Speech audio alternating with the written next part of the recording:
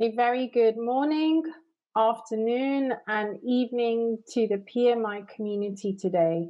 It gives me great pleasure to be able to talk about from the present to the future of work topic here.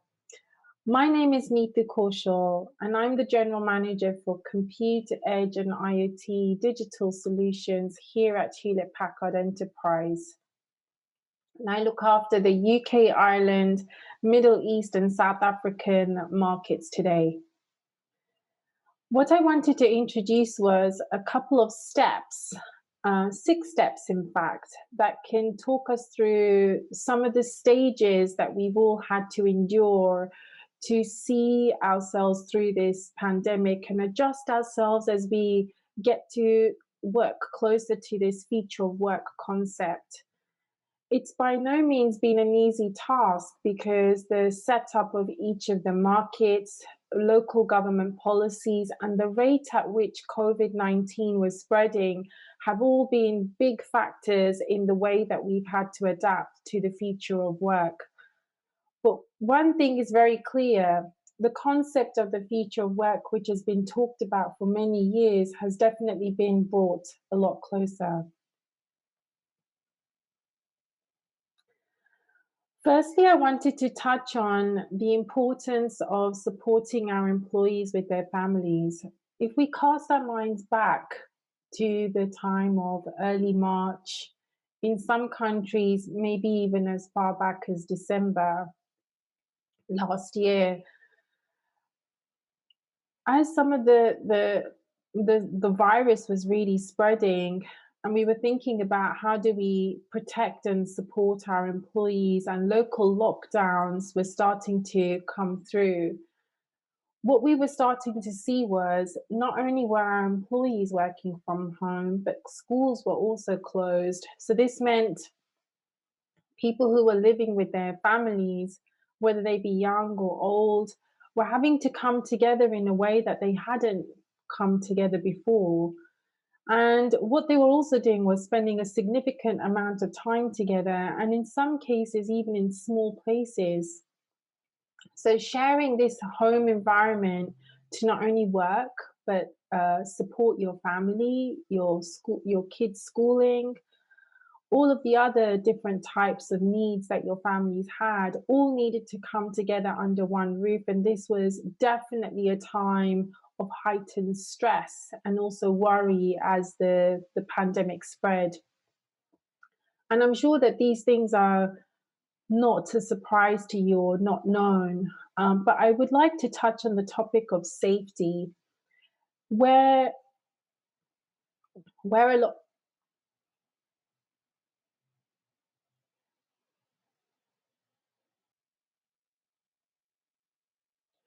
what I did want to touch on was on the topic of safety, especially where there was a lot of unknowns around local setup, how people could eventually reach the office or even contact their colleagues or friends or employees.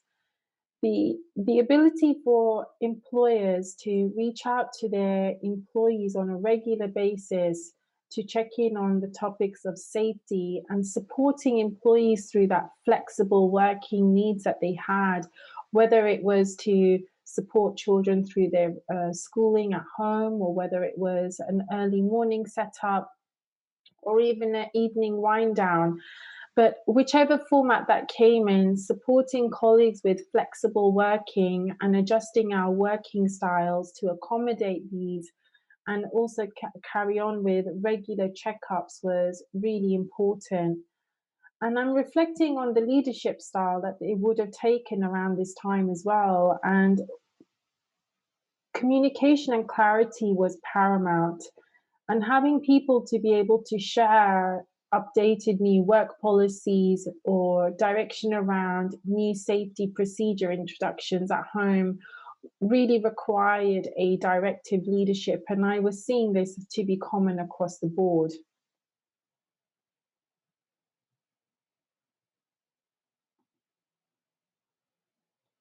What I would say is that as the months went on and people became accommodated to local lockdowns and having their children working from home, matters shifted somewhat. And thinking about how people were really looking after themselves was also quite important. If we think about the work practices we bring our employees, imagine a campus environment. You may have a variety of different healthy food available for your employees. You may have a gym locally within the area that you provide access to your employees with. But these combination of well-being factors were definitely not available to most people as they started to work from home on a more permanent basis. So then thinking about how we were introducing the right well-being policies and advice for our employees also then became quite important. What I have seen here is a variety of different introductions being made, all the way from food or dietary recommendations, all the way to driving increased step count, giving people the access to be able to step outside from their working from home environment during the day, especially during the winter as the days start to shorten, and giving people that daylight access becomes even more important. But I would say that adapting these recommendations by country has definitely been a way forward as we manage a lot of local festivities and ability for people to manage that whole positivity and well-being environment. But going forwards, there's then been another step change, and that step change has really been around how we get to get people working together better. If we start to think about the new hybrid model that people have started to support and having to work from home, what are the best tools for them to deploy and use? How can we get people to collaborate better together? At the start of the pandemic, most individuals were moved to working from home, especially the non-critical workers. So in a case like this, where you have existing employees working from home, that's one type of dynamic to manage. But as the pandemic has gone on, a lot of businesses have continued to hire. Um, and that does mean remote first day startups. And in a case like this, what's been increasingly interesting here is how businesses are going to maintain the culture of their business without having people seeing each other. Not just the culture, but also how do you get people to collaborate and build those relationships, not just internally within the business, but also with their customers and their partners and ecosystems. So an introduction of improved tooling has been seen, a variety of different collaborative tooling methodologies, but also cultural changes in around large corporate events, which traditionally took place in person, have now moved into a more virtual led environment, just like we're seeing here today. And how do we get people to still learn, pick up new information and knowledge, but still be part of these events that allows them to have continued relationships and engagements with their customers and colleagues? So a variety of different methodologies have been introduced. I would say that it definitely has increased learning because most things are recorded, just like we have seen here today. But working across this hybrid model wherever possible, and how we get to bring employees back into areas where they can collaborate, but then also still support this remote working where people need to be remote, is definitely a balance that most businesses are still trying to master at this stage. And I would see that there have been some great examples of some best practices But I do feel that as the rules around local lockdowns and rate of increase of COVID-19 takes place across the different countries, will still continue to shape the way that we get to work together. I also wanted to touch on leadership style. It's something that we've had to collectively adapt. If we think about the sheer amount of change our employees have had to endure over this period has just been so high. Just thinking about having to adapt, having their families at home, working in a space where you have family related hiccups to deal with, as well as work related issues, and your local connectivity dropping in key video conference calls.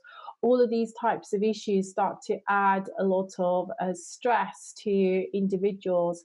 And the topic of mental health has really started to come about as well, because if you're working in a single space for a very long period of time, and you're not getting to have that collaborative environment, or get your headspace from getting your commute perhaps, or your walks, or fitness activity, you need to find new sources of energy, because those original sources of energy definitely disappeared. So that impact on mental health has been seen to come through. So the kinds of things that we're thinking about that can help people through this process is move away from that directive leadership style, which really was around communicating policies and rules and focusing on safety right at the beginning, all the way to becoming more coaching and being an empathetic leader. And we see that giving people the chance to express themselves and hearing out some of those issues that they're facing is going to need to become part of our ways of working as well. And we're also thinking about how do we bring in time where you can have a conversation that you might used to have before whilst you grabbed a coffee. You want some of those unstructured conversations. So how do you allow time for some of those unstructured conversations so that you can still maintain a healthy working style and implement the right leadership style? So what I would say is the key takeaway here is adapting, because the supporting our colleagues and employees with a variety of different mental health or well-being related issues is starting to come through. As we've adapted our leadership style, we have enabled people to work from home. We've set up perhaps hybrid working models where key workers also still needed to get to the office, depending on the type of work they did. The really great, interesting thing here is the concept of a hybrid working model is starting to come through more and more, where people still prefer to have some engagement in an office environment, but still have the flexibility to work from home when needed as well. So here at Hewlett Packard Enterprise, we have introduced the concept of edge to cloud office, where the edge is really an environment that could be your home, so an edge office at home, or it could be a coffee shop, so an edge office at the coffee shop, or it could be even a parent's home or a family member's home. So really something right at the edge.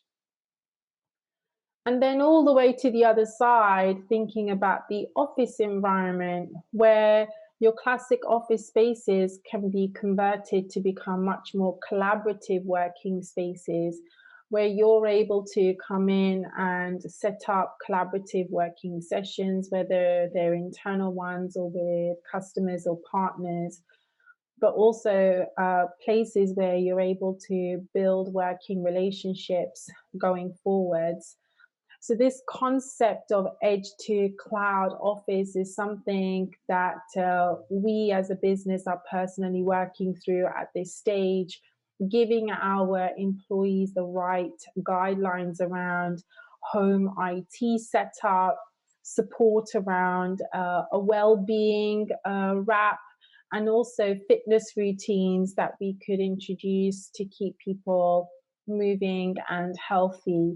So this concept of edge to cloud needs to be coupled with all of the things that we've learned over the last few months around our leadership styles, safety, thinking about well-being of people, and also the topic of mental health, all encompassed together under this edge to cloud office environment. What I would say is that collaboration in this new model comes to a whole new level, because as we're thinking about how we get people to work together, we need high performing teams. So how do we get to continue that high performing team culture? And also on the topic of culture, how do we get to maintain that company culture that we once used to have when we saw people a lot more in person? So what I would say is what I'm seeing happening over the next couple of months to a year at least is a much bigger focus on building the right environment for our employees to build those high performing teams. A big focus on culture so it's not lost during this process. And also build environments where we get to maintain our relationships with our employees internally, but also with our customers and partners going forwards.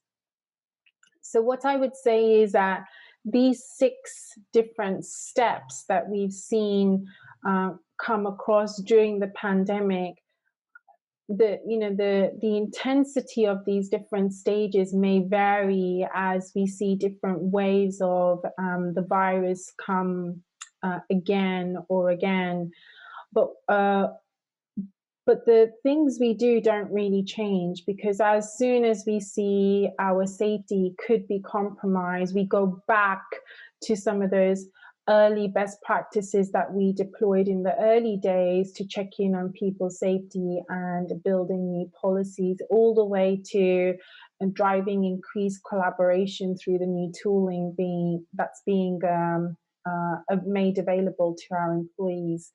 So I would say that it's an area that we're still personally navigating through ourselves, but we have seen through our customers and our partners a very similar story, but being adapted to the local market environment and the dynamics that have been set up locally.